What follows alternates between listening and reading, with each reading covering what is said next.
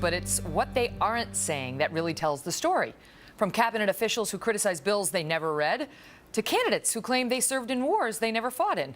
We are going behind the talking points right now in a body language breakdown. And who better to help us with that than body language expert Tonya Reiman. All right, Tonya. By the way, author of the new book, The Yes Factor. The Yes Factor. Right. Okay, which, you know, O'Reilly thinks is a ripoff of his show, but I'll leave that between the two of you. All right, let's talk first about Eric Holder. He was asked about whether he'd read the new immigration law, of which he's been so critical. Watch it. Have you read the Arizona law?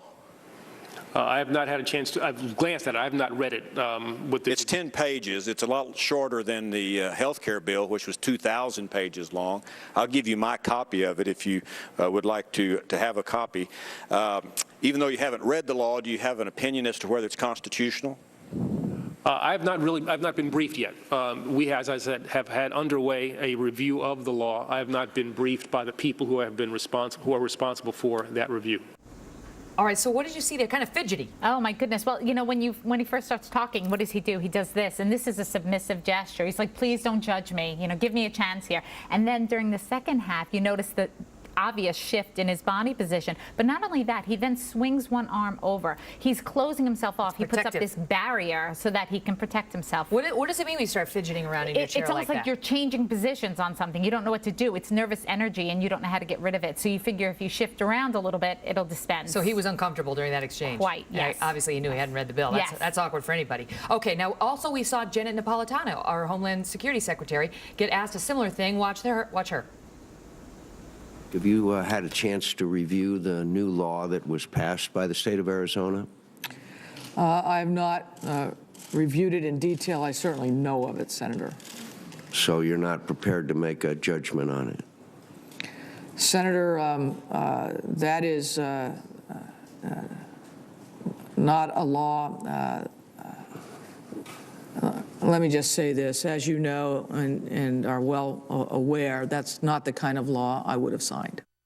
What's up with the eyes down the whole time? Wow, right. When you're doing that, you know, you can be saying, oh, I'm contemplating something, or you can be saying, I completely disagree. And the reason I think it was disagreement, because immediately following, she lifts her chin up in this elevated superiority thing. That's obviously not something I would agree on. And then there's extended eye closure. And when you have someone who extends their eye closure, typically they're telling you, I don't want to look at this. I don't want to see this. And what does that mean? I don't want to look at it. I don't want to be part of this. I don't want to know about this. Exactly. She was very closed in this. And in the beginning, she's twitching. If you watch her fingers, she's twitching.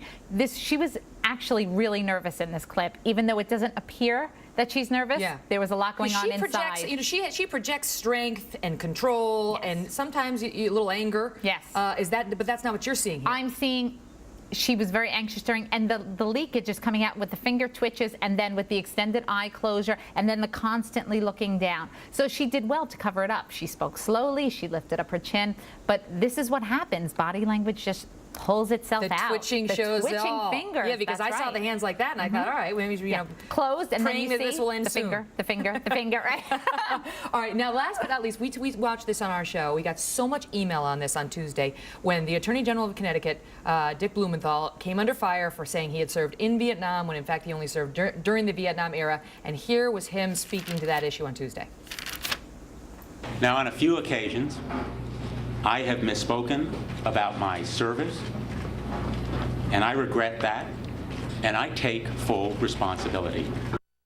What'd you see there? Okay, I want to hit firstly on what I think is most important. When he says, I've misspoken, he's looking down. You know, when you're making your key points, when you want people to believe you, you make direct eye contact with them. I have misspoken, I've made mistakes, direct eye contact. When he looks down, you see complete shame.